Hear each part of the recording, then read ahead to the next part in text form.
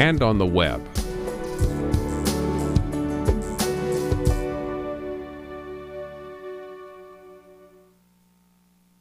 In his book, Comeback, Conservatism That Can Win Again, author David Frum contends that conservatism and the Republican Party have lost its way. He devises a series of steps to revitalize the right, ranging from lowering taxes on savings to promoting nuclear power over oil and coal. The program, from the American Enterprise Institute in Washington, D.C., is 75 minutes. Good afternoon. My name is Carlin Bowman, and I'm a senior fellow here at AI, and I'm delighted to be able to moderate this book forum this afternoon to celebrate the publication of David Frum's new book, Comeback, Conservatism That Can Win Again. David is going to speak for about a half an hour about the book, and then Michael will respond for 10 to 15 minutes, and then we'll turn to your questions. I'm going to begin first by introducing Michael Barone, who joined AEI last year. Michael published the first edition of the Almanac of American Politics in 1972, and thus began a long tradition of psephological inquiry that continues to this day. The Almanac is now in its 19th edition, and it's an indispensable guide to the lay of the political land, and I think that makes Michael the perfect person to discuss David's book. Michael's most recent book, Our First Revolution, the Remarkable British Upheaval That Inspired America's Founding Fathers, was published this year. He's now working on a book on internal migration patterns. David Frum joined AEI in 2003. His first book, Dead Right, was published in 1995 on the 100th day of the new Republican Congress. He looked more deeply at the conservative movement in his 1997 book, What's Right, and in 2003 provided the first insider's account of the Bush presidency with The Right Man.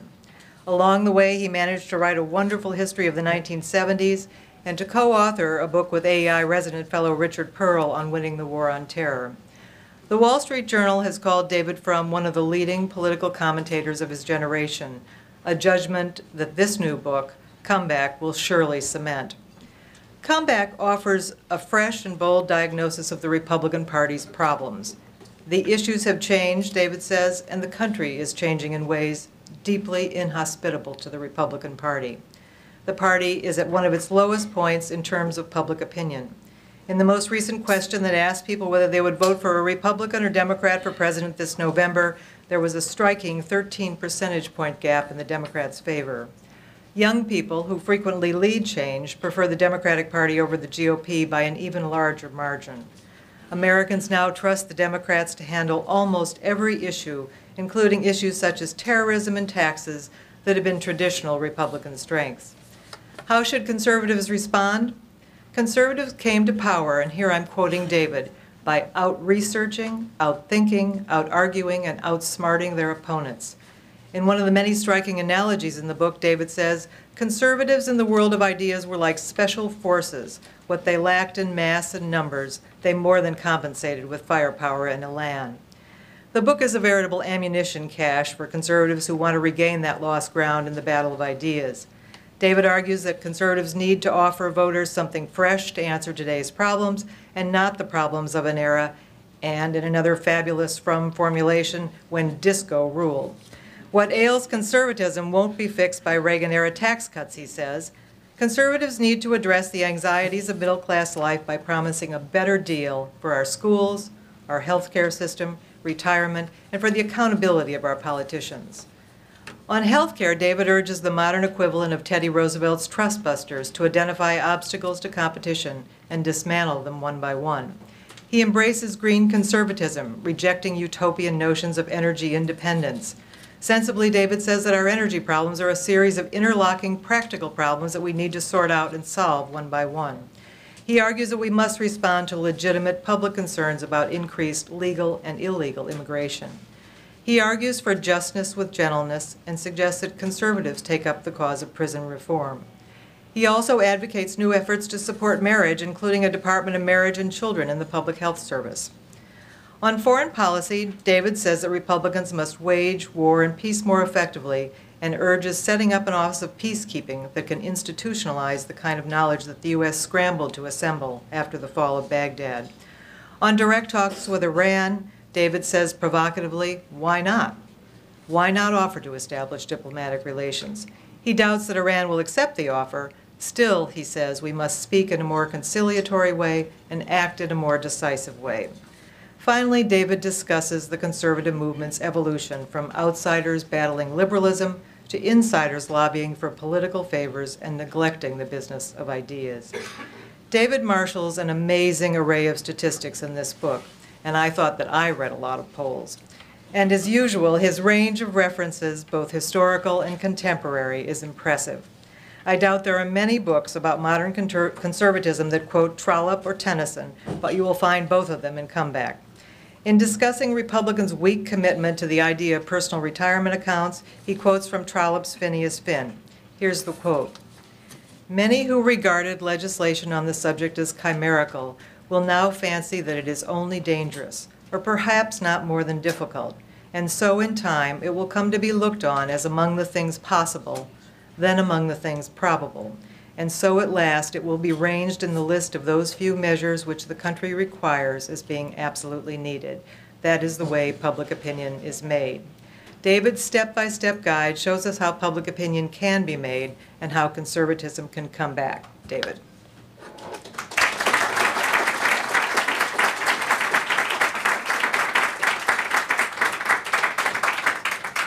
Carlin, thank you. I'm so honored to be here with two people who have provided not just inspiration, but actually, in the case of both Carlin and Michael, with their amazing collections of data that we all use, much more help than I think they will ever know, or perhaps should ever know, to the completion of this book. And I thank you both, and I'm delighted to be here, and to be here also with so many friends. With Chris DeMuth, who has been such a generous supporter through the long process of writing this very short book.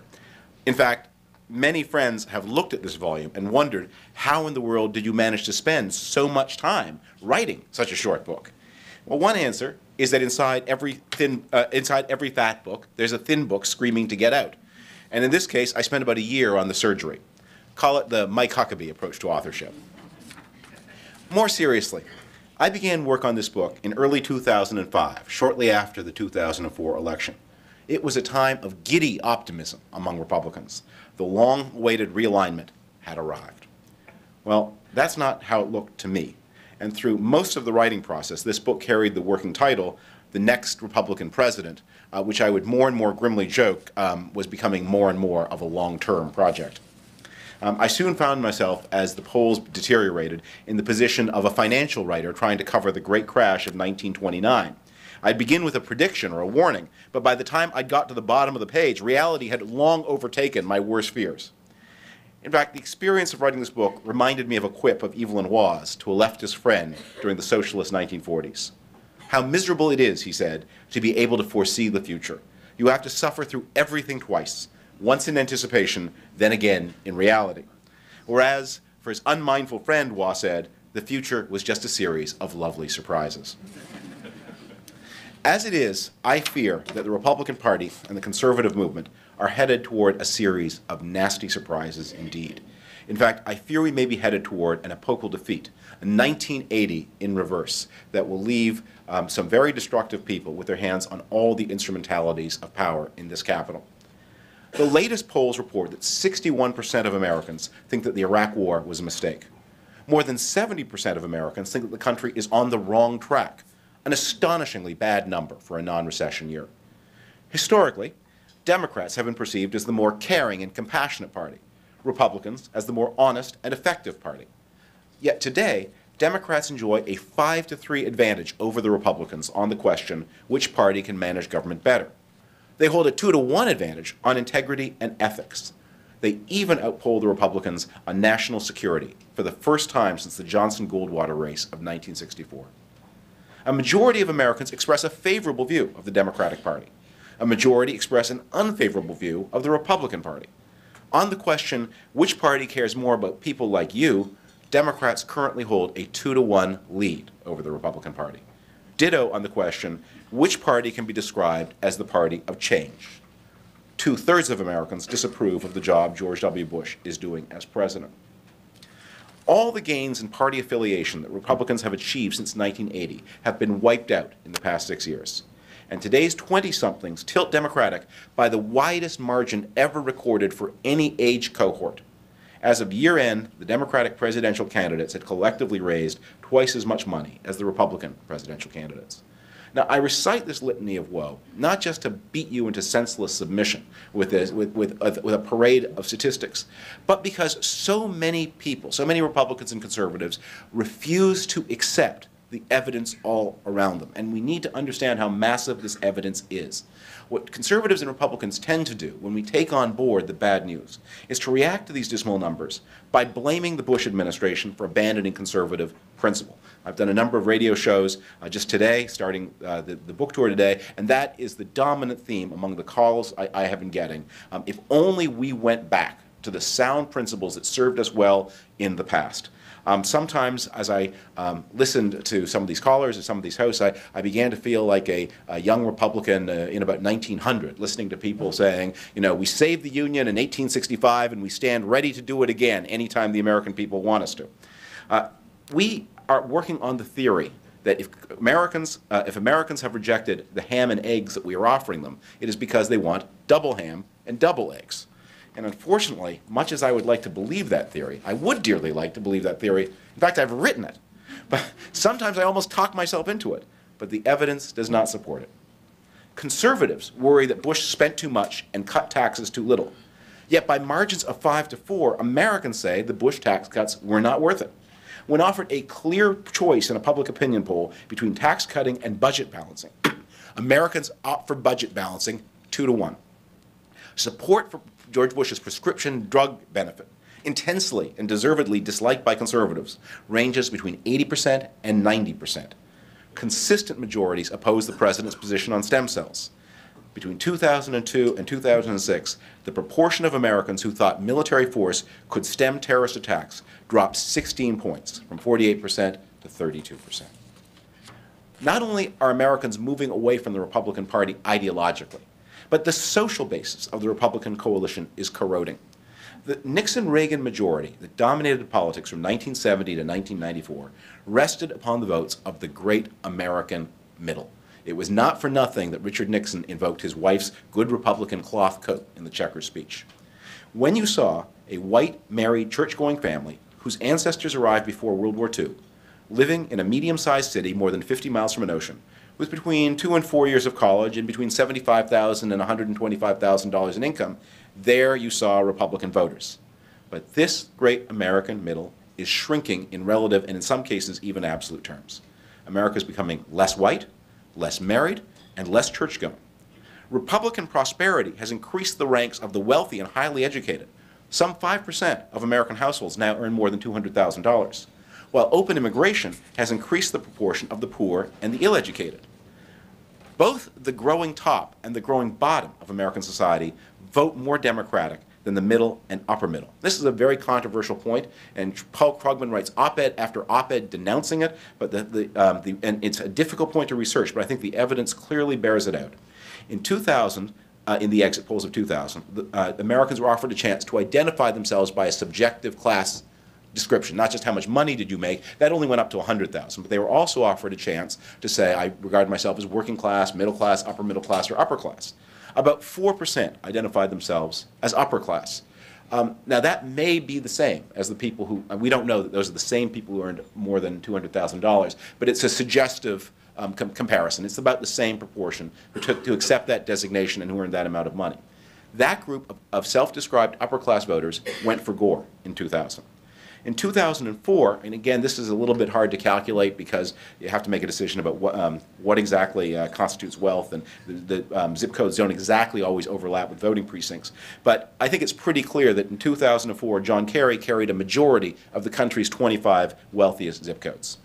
In comeback, I do some close work with data gathered by the state of Missouri that they tried to identify in that most middle American of states, so valuable and so indispensable to putting together winning presidential coalitions. The census tracts that had the greatest equality and the census tracts that had the greatest inequality. In the areas that Missouri designated as equality zones, the Republican Party was overwhelmingly dominant. Those were the most Republican areas of the state. In those states that were designated as inequality zones, places like the wealthy West End of the city of St. Louis. Those were the areas where the Democrats were strongest. And when I say strong, I mean 70+% of the vote. So they're not just winning the votes of the winners in these rich areas. They're winning the votes of the losers, I should say. They're winning the votes of everybody. And indeed, that is a conclusion that is endorsed by James K. Galbraith, son of the great liberal economist John Galbraith, who did a similar kind of study of a similar census work, and he concluded that the Democrats had become the masters of speaking to the top and the bottom of the society, while Republicans have developed a rhetoric that appeals to the middle. So there was a reason that George W. Bush positioned himself as a compassionate conservative rather than a principled conservative in 2000. Had he run in 2000 the campaign his father ran in 1988, he would surely have lost to Al Gore, and not just the popular vote, but the whole shebang. As I said, this is not easy for any of us to accept, me very much included. And yet, it is essential that we accept it if we are to make progress.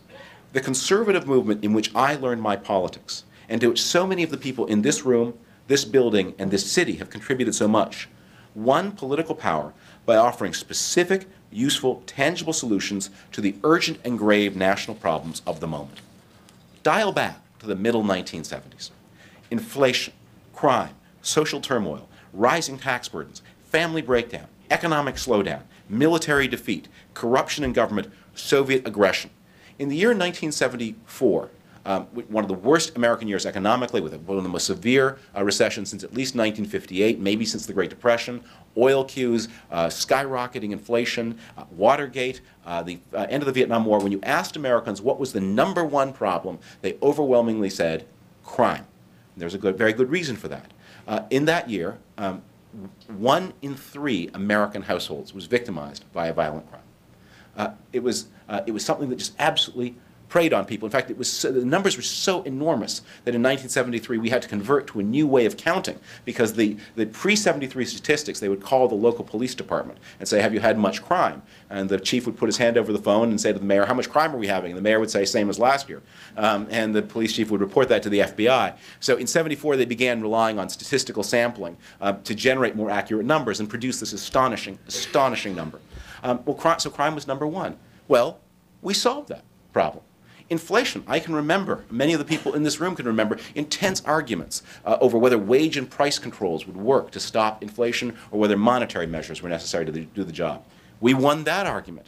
Welfare, did welfare encourage dependency and cause family breakdown? We proved that it did, and we proved that conservative remedies would solve the problem. How should we deal with the Soviet Union? Should we negotiate or should we build? How fragile was the Soviet state? While liberal Sovietologists said that the Soviet state was enduring and powerful, conservatives like Richard Pipes predicted that it was fragile and vulnerable and ready to collapse. Again and again and again, we were right. Our ideas worked, and we made America a better place. And that is a legacy to be tremendously proud of. But along the way, we did something that our old adversaries in the trade union movement could have predicted as the result of working too hard, which is we worked ourselves right out of our own jobs. Americans don't worry about crime much anymore, or the Soviets, or the underclass, or inflation, although that one may return. They have new worries, and yet we keep offering them old answers. We tell them we're going to cut their income taxes. Well, that was a great policy in the 1970s, when the tax burden on a middle-class family doubled in simply a decade. But today, 80% of Americans pay more in payroll taxes than in income taxes. 29 million income-earning Americans pay no income taxes at all.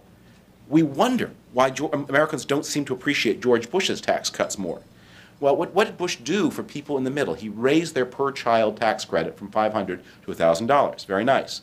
Yet that $1,000 is only creditable against your income tax obligations, and then only if you don't pay alternative minimum tax. If you do not have enough income tax obligation to use all of that credit, it falls on the floor. And that is true for increasing numbers of Americans. 3 decades of conservative demand of tax reform have made the U.S. income tax code incredibly progressive. The top 1% pay more than 1/3 of all income taxes. The top 5% pay more than half, which means that the bottom 95% look at their tax rate and say, seems about right.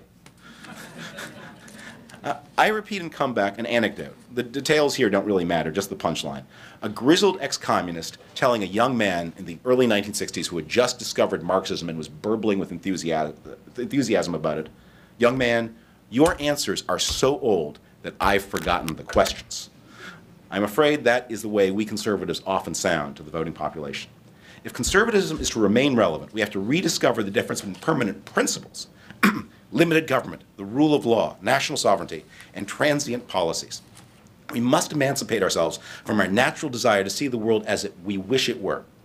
Let us instead look at the world from the point of view of an American at the center of the society, an American precisely at the middle of the income distribution. $44,000 a year in individual income, family income of $70,000 a year. This person today is no better off than he was or she was in the year 2000. And that's not because his rapacious employer is grinding the boot in his face. In fact, compensation costs have risen handsomely since 2000 by about $5 an hour on average. None of that extra money has made it to the pockets of median workers. Every dime has been intercepted by rising health care costs. The cost of a health insurance policy for a family of four has doubled in the past 6 years, from about $6,000 to about $12,000. And that's where your raise went, Mr. and Mrs. America. And it gets worse. Remember, employees pay about 1/4 of their health costs out of their own pockets. I mean, they pay all of it, but they are aware, conscious of paying 1/4 out of their own pockets. So out of their stagnant wages, they are paying $1,000 a year in extra out-of-pocket health care costs. Plus, their energy bill has gone up. The typical family now pays more to drive its cars and heat and cool its dwelling than it pays for clothing and entertainment combined. Yes, they received a nice little tax cut from the federal government, but their state and local taxes have surged, pushed up in considerable part by the surge in legal and illegal immigration. Some 8 million people migrated to the United States between 2000 and 2006, at least half of them illegally. Immigrants qualify for only a very limited range of federal services, especially illegal immigrants. But they use schools, that's guaranteed by the Supreme Court's interpretation of the Constitution, roads, obviously, prisons if they commit a crime, hospitals, all of which fall on state treasuries, supported by sales and property taxes rather than the highly progressive income tax. The state of North Carolina, for example, spent $10 million in 1995 to educate the children of illegals. In 2005, it spent $210 million, a 2,100% increase in a single decade. Our middle-class Americans feel great anxiety about the future, and reasonably so. The data are not conclusive, certainly not dispositive, but it seems to be the case that upward mobility has sharply slowed in America since 1970, and that an American child's chances of rising to a higher social class than his parents are inferior to those of a German, French, or Swedish child. Americans invest heavily in education to boost their children's life chances, but employers are getting more skeptical of paper credentials, and returns on education seem to be dropping. These median Americans have not managed to save as much as they should have. They will depend heavily on Social Security and Medicare in their retirement years. Yet these programs are radically fiscally unsound. Social Security will start spending more than it collects within the next 10 years. As for the cost of Medicare, the current big idea in Washington seems to be that if we don't think about them, they'll go away. This is just one example of the gathering force of problems, new problems facing us. Here's another from the field of international relations. Democrats have slagged President Bush for alienating our European allies. If only he had been more multilateral, they say, the Europeans would have helped us more in the war on terror. Well, I'm all for being nice to the allies. And certainly there were too many times when the Bush administration fell foul of the marvelous British definition of a gentleman, someone who never gives offense unintentionally.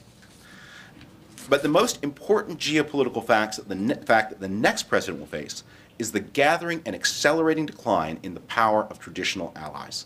In 1985, the United States, plus the NATO allies of Europe and Canada, plus Japan, South Korea, Taiwan, Australia, and the other Asian allies, produced about 50% of world economic output. If current trends continue, a big if, that same group of countries, now reinforced by the new NATO members in Central Europe and a new NAFTA trade partner, Mexico, that same group of countries that once produced in 1985 half the planet's output will in 2025 produce 1/3 of the planet's output. That is a huge swing in global economic power, almost all of it caused by the economic slowdown in Japan and Western Europe. This is the common denominator of the great security challenges we face from Islamic terrorism and the rise of China. Many Republicans hope that the United States can offset these trends by building an alliance with India. Certainly I hope so. Otto von Bismarck remarked at the close of the 19th century that the most important geopolitical fact of the soon-to-be 20th century would be that the United States and Great Britain spoke the same language. Perhaps it may matter in the 21st that so do Americans and the Indian governing elite. But we should have no illusions on this score. The relationship with India is based on a convergence of interests much more than a sharing of values. It will never be as close or as comfortable as the relationship with Europe, and increasingly the United States will be alone on this planet. In Comeback, I try to offer a series of specific recommendations to meet these challenges. We need a conservative commitment to universal health care provided by private firms through competitive markets. Who volunteered us to take the bullet for every crummy HMO and every overpaid CEO? 90% of Americans say they want to see either substantial or radical reform in the healthcare system. If we do not deliver it through private markets, the Democrats stand ready to deliver it through a government healthcare monopoly. And in fact, almost every majority of the Democrats in Congress, almost all of the Democratic candidates for president, important unions have made clear that government monopoly is their preferred solution to the healthcare problem. And all of these fancy ideas that you hear on the hustings are all simply ways of disguising or postponing what they really want to do. Now, this is so at the same time, we have to accelerate American economic growth. Now, on this, I am not a populist. I want my recommendations for accelerating economic growth are as orthodox can be. I want to lower corporate income taxes so as to accelerate U.S. economic growth. I want to reform tort abuses. I want to reduce all other forms of taxes on saving and investment. I point out in the book that if the United States can sustain 3% economic growth, the United States economy will remain larger than China's for the lifetime of the youngest person in this room, even assuming China continues to grow as rapidly as it now says it does. And I'd like to see reductions in the payroll tax and the alternative minimum tax for parents, because we have discovered through European studies that the payroll tax bears unusually heavily on the decision to have children and plays an important role in suppressing natality to rates in Europe that are truly alarming, and even in the United States are well below well below replacement. But if we are to do these things in the face of these huge commitments that have been made to the baby boomers, and that it is now too late to retract, and that no Republican made any serious effort to retract when we had the chance to do the retracting, if we want to make these kinds of tax reforms, we have to accept that we are going to need new sources of government revenue. It is an orthodoxy in this party that there must never be any new taxes. But to my way of thinking, the slogan, no new taxes, translates into no new thinking. It means we must forever be stuck with the same old crummy taxes. We need to think anew. And the two taxes I propose in the book as ways of thinking anew are taxes on carbon or energy consumption. And as I joke in the book, you don't have to believe that global warming is a problem to believe that the carbon tax could be a solution. And taxes on upper income tax consumption.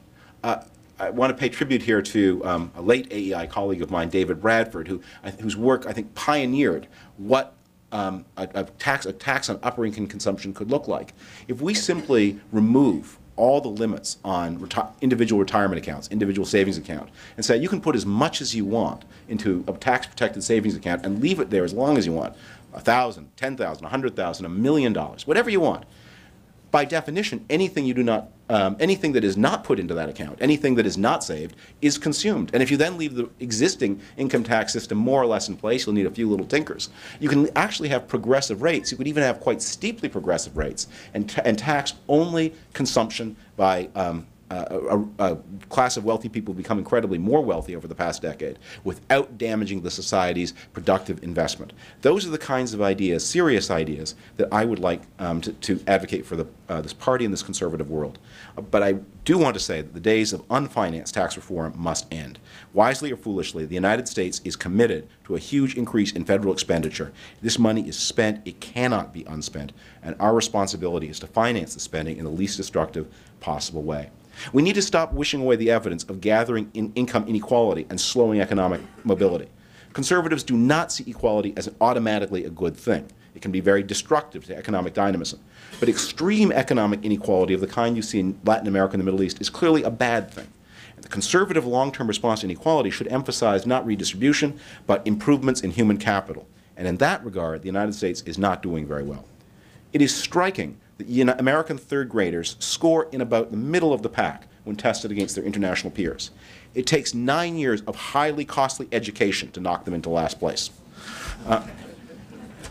And it does not help that the United States is importing tens of millions of very low-skilled workers whose descendants, on the evidence, do not catch up to the native-born even after 3 generations in this country.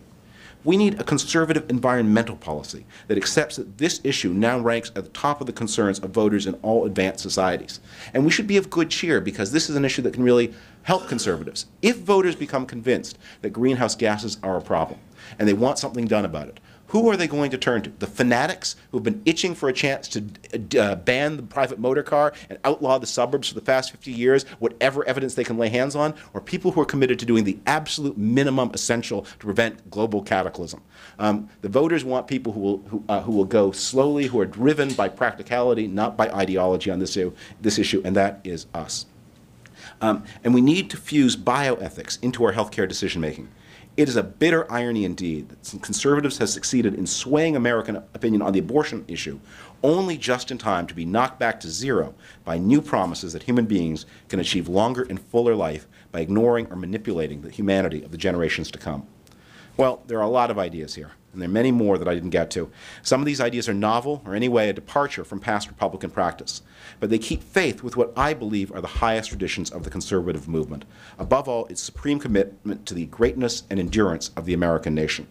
In many ways, this issue of the nation is becoming the fundamental dividing line between the left and the right throughout the developed world. As the polls show us, one of the best predictors of Republican versus Democrat partisan identification is the simple question, are you proud to be an American? 3/4 of all Republicans answer this question, very proud. Barely half of Democrats do so. Whatever you think of the ideas presented in Comeback, I would ask at least this, that our party rededicate itself to the spirit of pragmatic problem solving to which Comeback aspires. Over the past 8 years, the Republican Party of George W. Bush has concerned itself above all with the task of winning elections by any means necessary. What is compassionate conservatism but the political equivalent of a low-fat potato chip, a focus group creation by cunning marketers? Our conservatism, a politics of ideas, a politics carefully grounded in a study of the way the world works, has been reduced to grand slogans, to pretty words divorced from reality.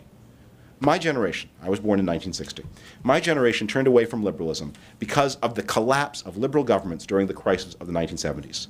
We were drawn to conservatism because of the force and allure of conservative ideas. Milton Friedman offered better answers on inflation than James Tobin. George Stigler described the modern economy more astutely than John Kenneth Galbraith. James Q. Wilson's ideas responded more effectively to crime than those of the Kerner Commission. Richard Pipes explained Soviet behavior more accurately than Jerry Howe. Thomas Sowell offered a better route to racial reconciliation than Jesse Jackson, and William Buckley outwitted and out-argued Arthur Schlesinger Jr. Where are our Friedmans now? Where are our Buckleys now? We conservatives have neglected the ideas business for too long. A new generation hungers for answers and solutions, and too often they hear only polemics, wisecracks, accusations, and talking points.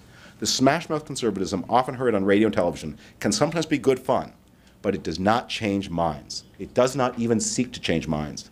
Tabloid media beget tabloid politics, and when you campaign stupid, you win stupid. And when you win stupid, you govern stupid. It's time now to rediscover the power of ideas and to rededicate ourselves to the mission epitomized by the institution under whose auspices we meet today. That's how we'll make our comeback, and that's how we'll deserve it. Thank you.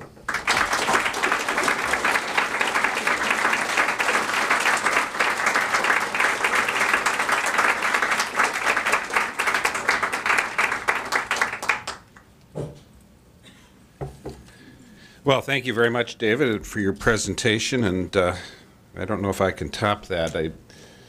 As many of us know, you were born in Canada. The best I could say is that I was born north of Canada, grew up in Detroit, Michigan, which is directly north of Windsor, Ontario.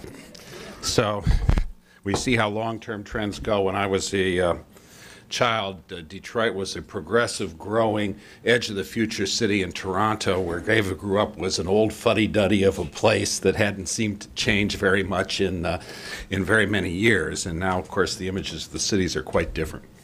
At one point in the book, David says, from Lincoln to Churchill to Reagan, the greatest conservatives have recognized that sometimes the only way to conserve is to change. And, of course, that's the theme of his book. He omits one great conservative who comes from one of my ancestral lands of Sicily, and that is the fictional Prince of Salina, the leopard of Giuseppe de Lampedusa's novel. who tells his rebellious nephew that everything is going to have to change in order to keep everything the same. I think David's not advocating a Sicilian form of society here, but there is a lesson there. And one of the lessons that David teaches in this book is that when times change, people who have principles have to change the ways they approach public policies and choose what they emphasize, or they will be out of order with the times and will be dismissed as irrelevant. And I think that's true. I gather that on the talk shows today you've been getting, you know, the theme you get is that we've got to go back to Reagan. I hear this all the time, Republican rhetoric. Let's do what Reagan did. Well, Reagan was born in 1911, and he came to office at a time when things, as David points out, were very different. Today, tax rates are no longer at 70%. We don't have double-digit inflation. Crime is not raging at an all-time high, striking 1/3 of households. Welfare rolls are no longer metastasizing with results that are destroying our central cities. Conservatives mostly solved those problems at the federal level in the 1980s, the state and local level in the 1990s. And as a result, as David points out, they're no longer political issues. Voters may ask, what have you done for me lately, or what are you going to do for me next year? They don't ask, gee, we're going to reward you for what you did a decade or two ago. The past successes of conservatives are no stronger a political argument for conservatives and Republicans than the successes or claimed successes of the New Deal were and are for liberals and Democrats. Their history, as the saying goes. And we're in a somewhat different society as society changes. I think David is absolutely right when he points out that the top and bottom of the income scale, and particularly the top and bottom of the education scale, are heavily Democratic. At least outside the South, if you look at exit polls of 2000 and 2004 elections, you go to states like New York, and basically the Democrats aren't carrying anybody who, you know, they're carrying people who did not graduate from high school, and they're carrying people with graduate school degrees. The difference is in New York, there are now more voters with graduate school degrees than those who didn't graduate from high school. It's not clear that these people have more common sense than the latter. But those are the two Democratic groups, over 60% Democratic. The rest of the electorate, when stratified by education, runs roughly equal between the parties, even in a heavily Democratic state like New York. I'm not sure I agree with David that the middle is shrinking, and we could have perhaps a demographic argument about that. We do see some move on the income scale from middle distributions to upper distributions, which, despite the tendency of the very rich to vote Democratic, I think we can't really mourn too much. And David makes some interesting points about upward mobility. I'm more inclined to think that upward mobility is relatively constant. But I do add that it seems to me that over the long run, upward mobility will tend to be reduced, tend to lessen, to the extent society becomes fairer. Because a society that allows people to find their appropriate place in the income/jobs/education level, given the fact that people tend to marry people and have children with people who are pretty much like what they are, means that children will be tend to be born into families with levels of achievement which they will tend to achieve. They won't necessarily be upward. The historic picture was, the factory floor intellectual Valentine Reuther of Wheeling, West Virginia, who gives birth to Walter Reuther and his brothers, who are tremendously talented people. There's upward mobility there. We don't have as many shop floor intellectuals, at least not those conversant in the English language anymore. And we've had a turnover in voters. When we're going from the question of public policy and what public policy should be and trying to translate that into the political arena, we have to remember that voters are no longer the same people as they used to be.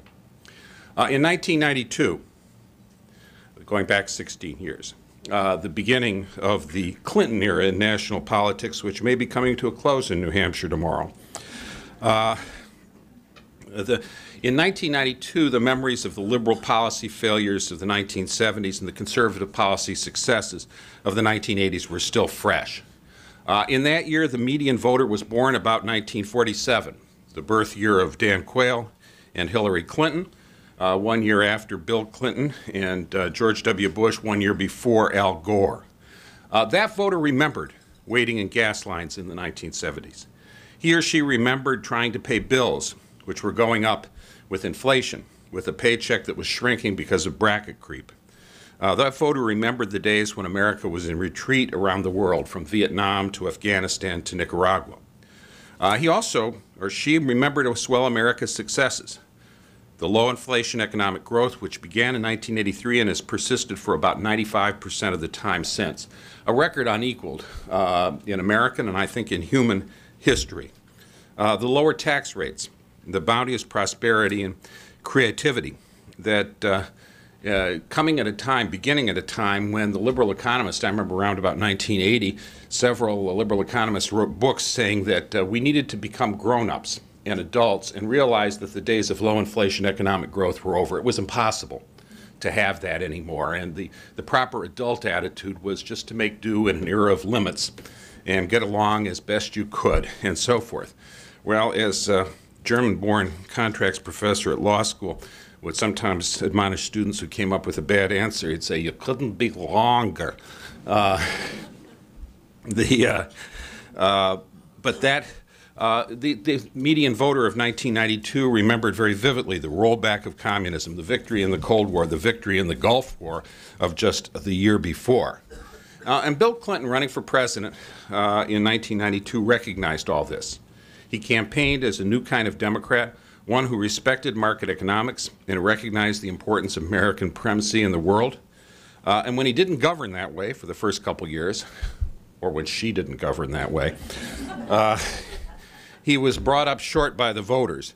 And once he was taken to the woodshed, he ended up signing, and he cites some of these things as some of his signal achievements, signing federal welfare reform, agreeing to balance the budget after some initial reluctance. He was even poised on the brink of adding investment accounts to Social Security when he was stopped, evidently, by liberals who'd stuck with him during the Monica Lewinsky affair, thus proving that the personal does affect the political in our system. Today's electorate is not the same as 1992. There's been a lot of turnover in 16 years. The median age voter of 2008 was born around 1963. He or she never waited behind the steering wheel in a gas line. He or she didn't try to pay bills or finance a house during the stagflation of the 1970s. By the time this person was an adult, the low inflation economic growth produced by the Reagan policies and by America's creativity, by deregulation, which began in the Ford administration, went forward to some extent in the Carter administration, accelerated in the Reagan administration, and was advocated by many people in this organization, that low inflation economic growth was well underway. For them, I think this is the default mode, something to be taken for granted, certainly not something to reward politicians for. This is just the baseline, and the slightest economic irritation warrants great agitation and decisions that the declarations that the country is moving in the wrong direction. I think also one of the things we see when we look at public opinion is that increasingly voters expressed opinions about the direction or state of the economy are less a function of their observations and more a function of their political party loyalties. In the last Clinton years, when the economy was growing robustly, you asked voters how the economy was doing. The Republican voters tend to say it was pretty terrible. The last several years, when the economy has been growing robustly, low inflation, you asked voters how it was doing, and the Democratic voters have all said it's terrible. The economy is just rotten. Their own personal economy is great in most cases, but the overall economy is rotten. So we have a different set of expectations, a different means of judgment than those of us who've been following politics have been accustomed to deal with. At one point, David writes the following: younger voters are radically more ignorant than older voters. He's not on the stump in Iowa and New Hampshire, as you can see, and I would like to see him on the one campus appearance making that statement. Even though I was not a supporter of his at the time, the late Senator Henry Jackson once enchanted me by appearing at a campus during, I believe, the 1972 generation and saying to the assembled students, "You're not the greatest generation of all time." When the feeling was that they were cover of Time magazine as the national heroes and so forth. And having lived with and been part of that generation, I felt that he was on the right track. The younger voters are ignorant. They're ignorant for a number of reasons. They're taught nonsense by teacher union members in public schools. They're taught nonsense by a mainstream media which longs to return to the days when it destroyed America's chances to win in Vietnam and drove a president from office in Watergate. By college professors, the guys with gray-haired ponytails in the world's last redoubts of Marxism. I think the kids know that the Marxism is nuts, but they seem to absorb from this a sort of default position that if you got two choices of political position, the left position is default correct, unless you've heard otherwise. And I think that's been the malign influence of the leftist faculty on our body politic. And they're ignorant for a more benign reason, which is simply that they haven't lived through the history David and I and most of you in the audience have. David shared his birth year with you. I think I'll pass on that.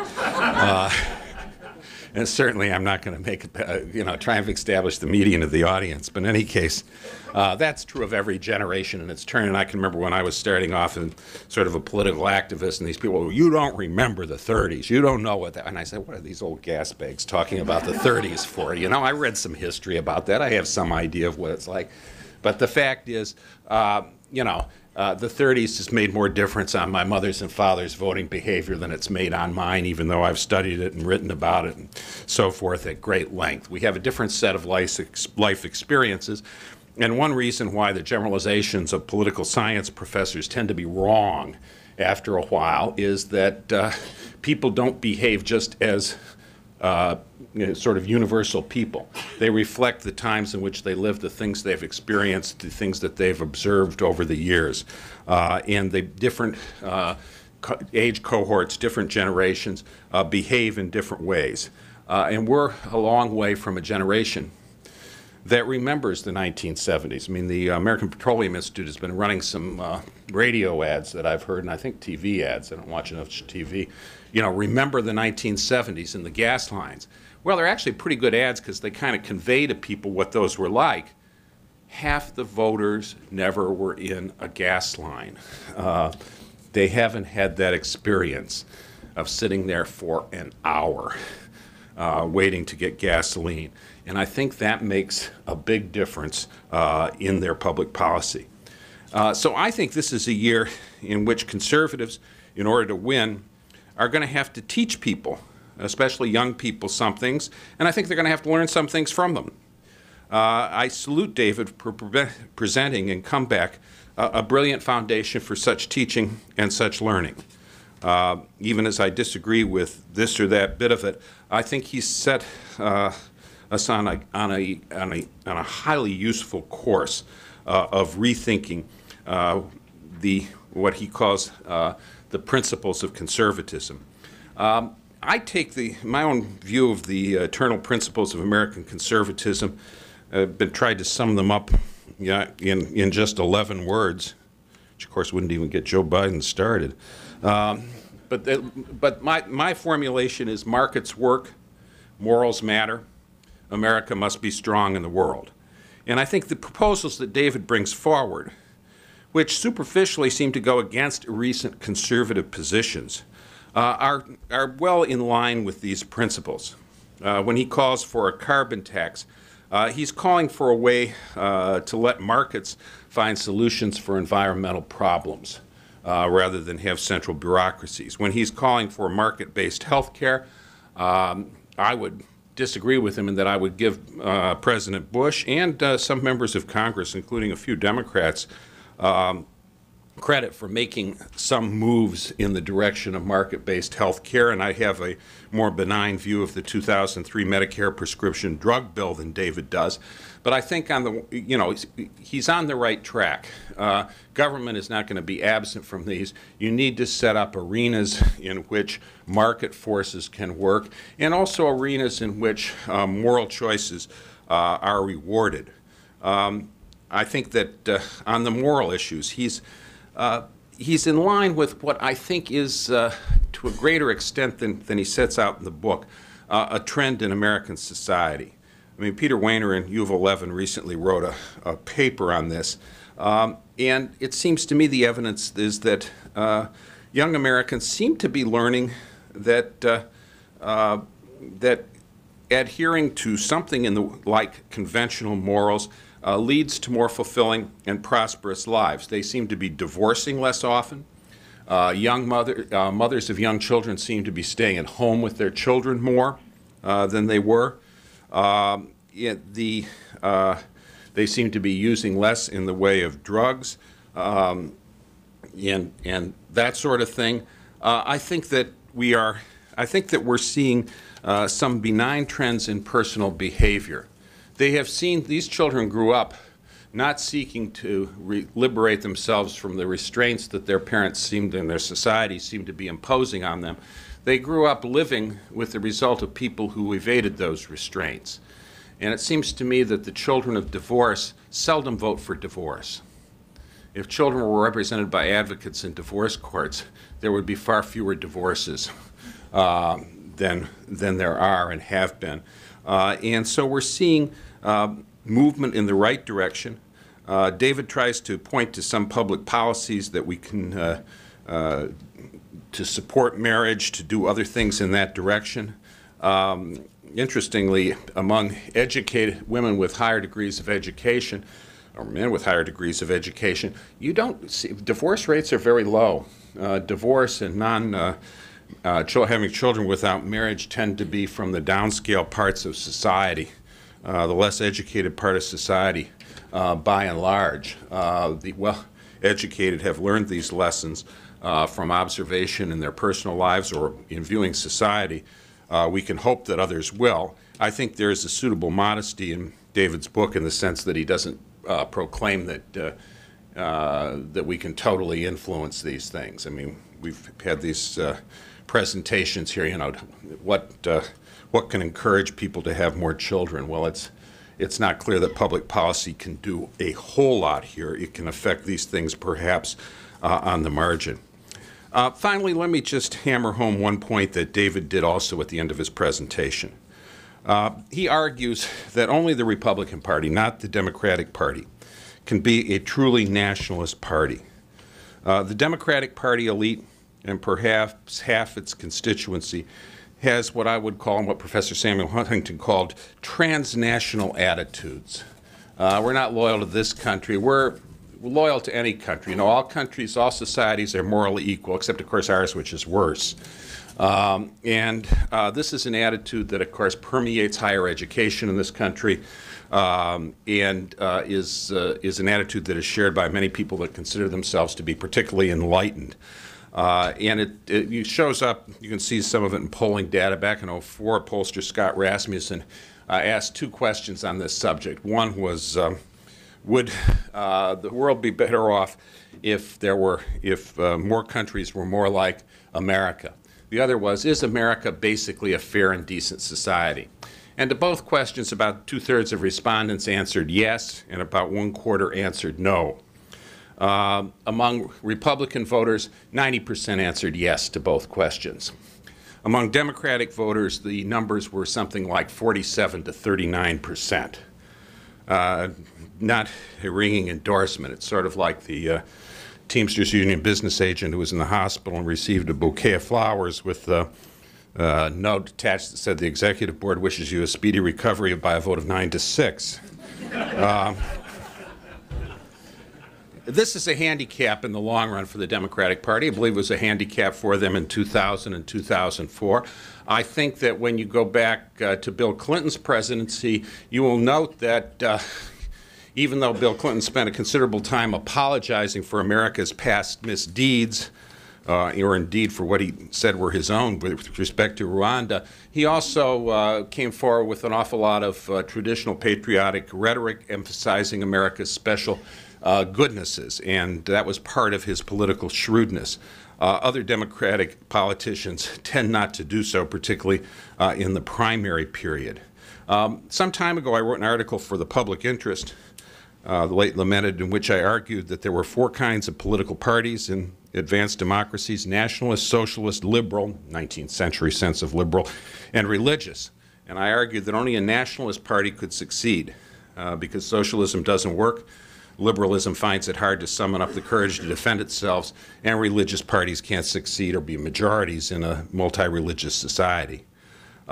As I think David takes a similar view, and that's a potential big advantage. I would just close by saying that I take a somewhat less pessimistic view of the current political scene than David does. I think we're in a period of what I call open field politics, where an awful lot of possibilities are open. You look at, if you ask which party people want for the presidency, yes, the Democrats win 49-46. If you ask them, would they prefer between Barack Obama and John McCain, it's 45-45 today. If you ask them which of 2 candidates would be better job of protecting the country, they'd pick some months ago Rudy Giuliani 50, Hillary Clinton 36. The wide range of those numbers suggests to me a wide range of outcomes, and that ideas which have been largely absent from this political campaign, can make an awful lot of difference. He who frames the issue tends to determine the outcome of the election. We're talking about an issue environment where people, voters, know very little and have thought very little about what these candidates are going to do as President of the United States and when they get in office. I think there's a room for a lot more content. Just as when you have an unknown candidate enter the political arena, opinion about them can shift very substantially. If you start off with 3 bits of information about them, the 4th bit can leverage that opinion a great deal.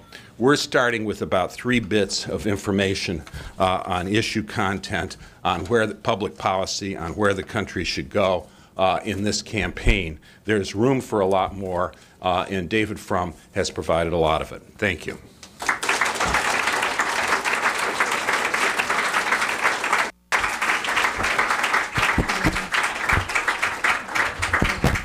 Thank you very much, Michael, and thank you, David, for just a terrific synopsis of the book. I should point out to all of you who are here today, you can buy copies of this wonderful book outside after this session is over, and to our C-SPAN viewers, it's now available in your local bookstores. I'm sure many of you have questions, and if you could wait for the microphone, and please identify yourselves. We'll take questions for about 15 minutes.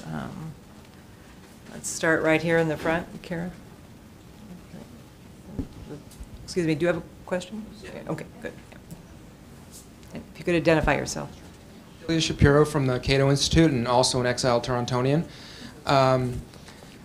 What do you make of this disturbing trend towards populism, both of the Jim Webb and the Mike Huckabee variety, the secular and religious left, as Mark Stein calls it, and what effect would trying to implement your policies, dare I say, reality-based prescriptions, face in this sort of environment? Thank you. It's a big concern this year. You see a rapid decline in support for free trade. Democratic candidates moving away from it. I'm not sure the Republican candidates are so tremendous on the issue, on that issue either. But I think we have to begin by saying that the basic rule of democracy is that the foot knows where the shoe pinches. And if people are expressing dissatisfaction, discomfort, trouble, then it is the job of policy intellectuals to try to come up with intelligent responses. If we tell them they're mistaken about their problems, that the economy is the greatest story never told, then they will respond by following some huckster.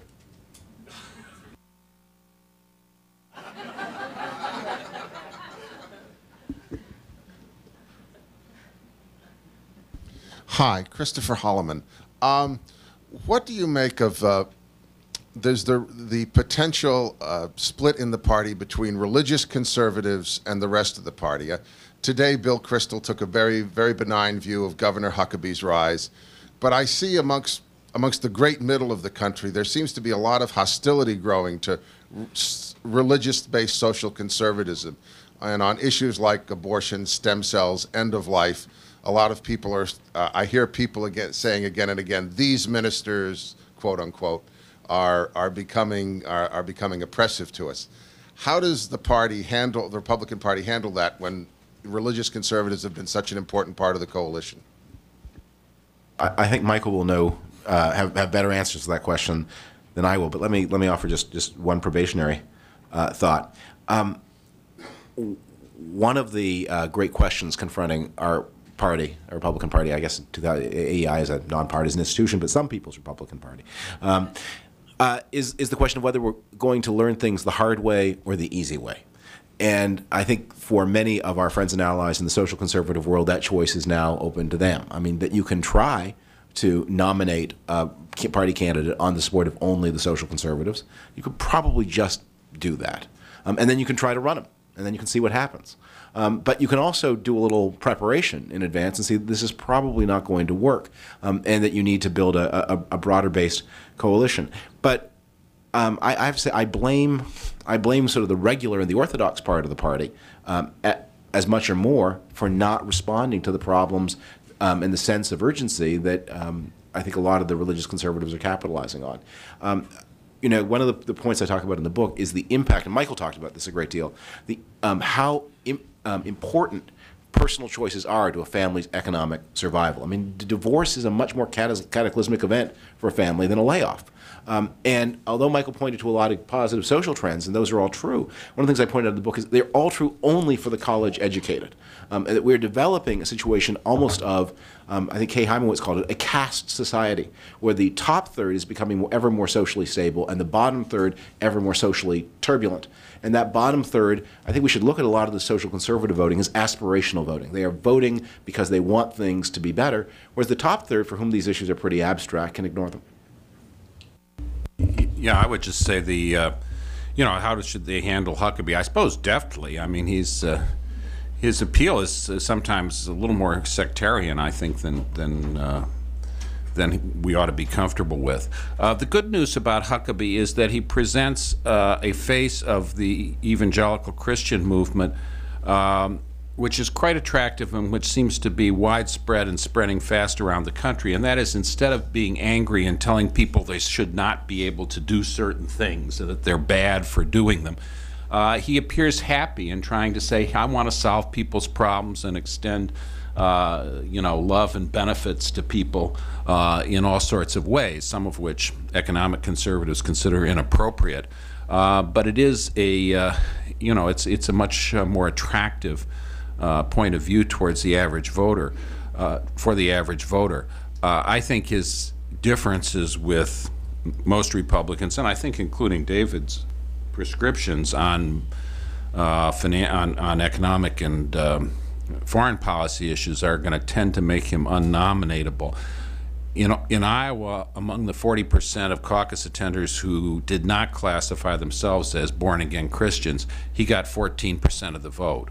He's going to have to do better with that category, however you define it, if he's going to be nominated. If he can't spread that appeal farther, I think he can't win.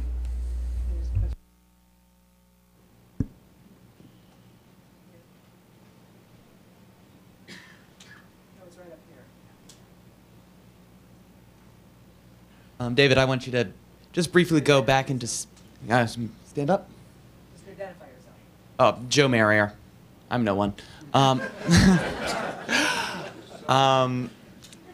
just want you to go back into speechwriter mode for just 1 second and talk about exactly how you would frame the kind of policies and the kind of politics that you advocate to, particularly to young people, but in general, how would you phrase what it is? You had one phrase in your book where you said every man a millionaire, which was sort of Huey Long, but in any case, how would you do that? Well, the every man a millionaire, it was not like, because it was just math. That is, if you, the retirement age is now 67.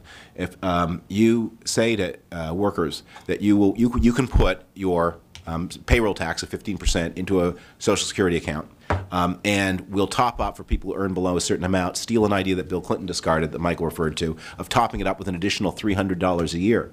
That program, with if you assume an 8% rate of return, is enough to make a minimum wage worker who's consistently in the workforce can retire with $1 million. A $10 an hour worker, I think, can do it almost with no subsidy whatsoever. So that's a feasible goal, and thank you for reminding me of it. I think we need to talk about economic mobility, the great American middle, and the American nation. I think in many ways this coming election may frame that, because if Barack Obama is the nominee, a big part of his appeal is his appeal to transcend all kinds of barriers, and not just barriers of race that we would like to see transcended, but also barriers of nationality, and that he is in many ways a post-national figure, and he is running in many ways on a post-national platform. And one of the things that is I was struck, Hillary Clinton was on the Today Show a couple of days ago and was interviewed, and she was asked why she was running for president, and she said, well, as a girl, I wanted to be an astronaut. All my life, I felt like an American. I've thought like an American. And I thought, gee, that's interesting. As compared to whom, I wonder. It's too subtle a point. I think it was lost. But that issue of nation, that issue of the stability of the middle class, that issue of opportunity, those are the enduring Republican issues, and have been so since 1861. I would just add to what David's been saying about the economic issues, that I think we need to see the economic issue not as an income issue, but as a wealth issue, not as a 1 year, am I laid off issue, New Deal program, but as how to aid, assist, encourage, and honor people in their lifelong accumulation of wealth. Most Americans will accumulate mid-six-figure wealth. Or most people in the 55 to 64 age group have done so. But keeping doing so and encouraging that, honoring that, is important. And also, as David says, and I say this every time I talk to when I talk to college students, I say you'll all be millionaires unless you get divorced.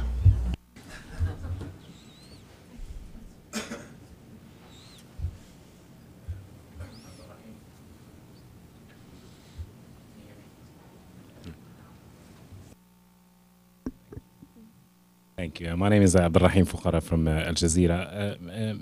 David Frum, just for the benefit of people following this outside the United States, how do you define conservatism in the American context as opposed to the European, let's say, British context, or indeed the Middle East Iranian context, let's say? And if I may just ask a follow-up question to Michael Barone, what is it, in your mind, the fundamental difference between the way you export, if I may talk in terms of exporting, the values of Republican conservatism to other persuasion realms within American society, and the way you export those same values to, let's say, other cultures outside the United States? Well, other cultures outside, you know, American exceptionalism is kind of a hard sell in the politics of other countries. They have to, you know, if you go over to Britain, and you'll see that the British Conservative Party leader, David Cameron, is very much not an American exceptionalist, among other things. And different people in different countries, different movements have to develop what they're talking about. You bring up the example of Iran. It's the habit of much of our mainstream media to describe the Mullah regime as conservatives. I don't think there's much relationship between them and between American conservatives. I don't know any American conservatives who want to wipe out Israel or execute people because they're homosexual. I would second that. I think that there is a problem in our political vocabulary that a lot of words have multiple meanings, and sometimes people maliciously take advantage of that. My favorite example of that is when people say that somebody's to the right of Attila the Hun. And I say, well, in what sense is Attila the Hun a right-winger? He had no respect for private property, and he's as much responsible as anybody for the disappearance of Latin from the curriculum.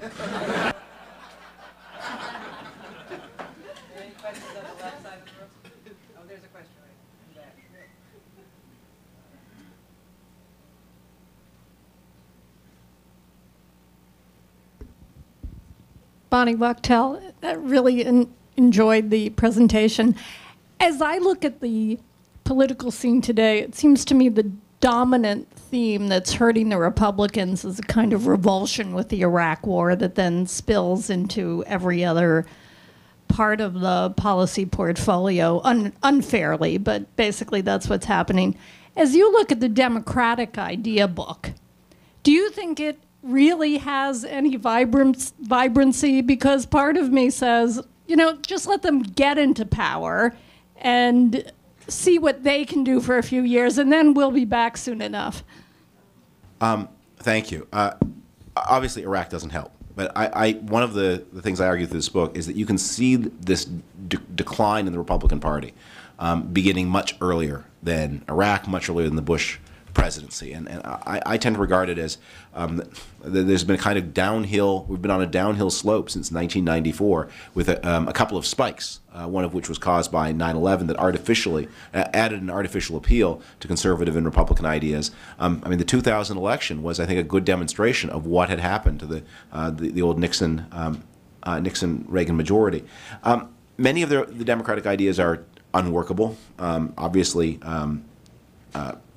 undesirable, but that it is, I can't comfort myself that they will be so obviously undesirable that they will be defeated before they get a chance to be implemented. And in particular, I very much fear that if you offer Americans, and especially 2 or 3 years out, a choice between the status quo in healthcare and a government healthcare monopoly, that the government healthcare monopoly will win. We have a lot of really radical dissatisfaction with the American healthcare system.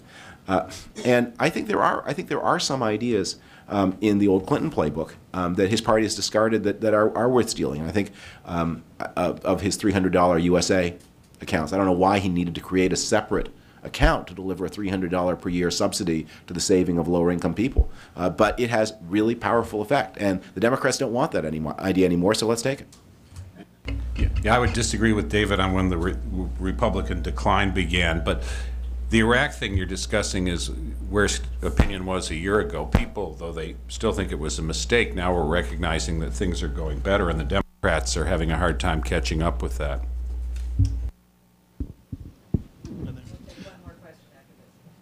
Linwood Bragan from up on the Hill. It's a popular construct within the traditional GOP that the religious conservatives have no place to go when their nominees aren't successful, and they'll just have to suck it up and vote for those who deride them. I was wondering, what about if the converse, if the social conservatives are successful in gaining the nomination, will the traditional GOP prefer to burn the party down rather than step into a social conservative administration to operate the levers of power from within that administration as the technocrats, those with the ability, and while they're there, mentor their lesser social conservative cousins? I hope you're not imputing those attitudes to me. I think we already have a very practical example of how this would work, which is the election of 1998, where the Republican losses, as I read them, and Michael will know this better than I, seem to be concentrated in the loss of votes of people earning more than $75,000 a year. So it was upper income suburbanites backed away from Tom DeLay and the impeachment, and that cost the Republicans dearly in 1998. It's a huge country. It's got 300 million people, 200 million voters, only 2 political parties. So you're going to have to aggregate a lot of people into your party. And one of the mistakes that I think we really need to be careful of, and I'm going to quote a number here, and I'm not sure that it's right, but I have a friend who collects ornamental barbed wire, and you know, the old stuff they used to put in, you get like 1-foot sections of it, and he subscribes to a magazine that specializes in ornamental barbed wire, and you think this is a pretty recondite activity. Well, how many people are there, do you think, in the United States who collect ornamental barbed wire? And the answer is about 150,000. So you can go to a stadium with 10,000 screaming barbed wire fanatics night after night after night and say the people are absolutely behind me on this barbed wire question. And never understanding that 300 million minus 150,000 is 300 million, more or less.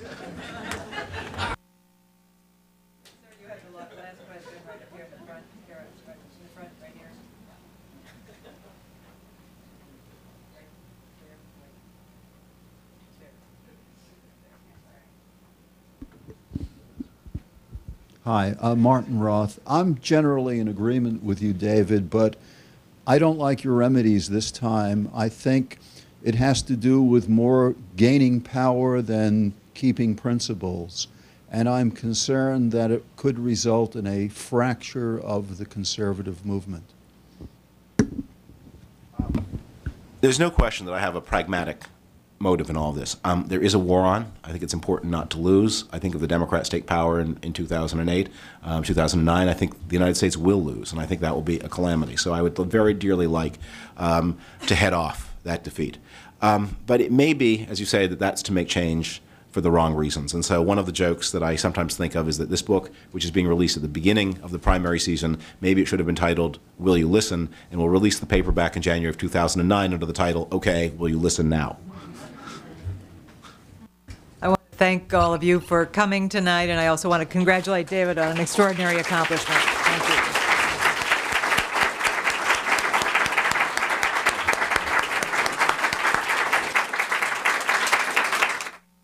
David Frum, a former speechwriter for President George W. Bush, is the author of The Right Man, an inside account of the Bush White House, and co-author with Richard Pearl of An End to Evil, How to Win the War on Terror. He currently is a fellow at the American Enterprise Institute. For more information, visit aei.org.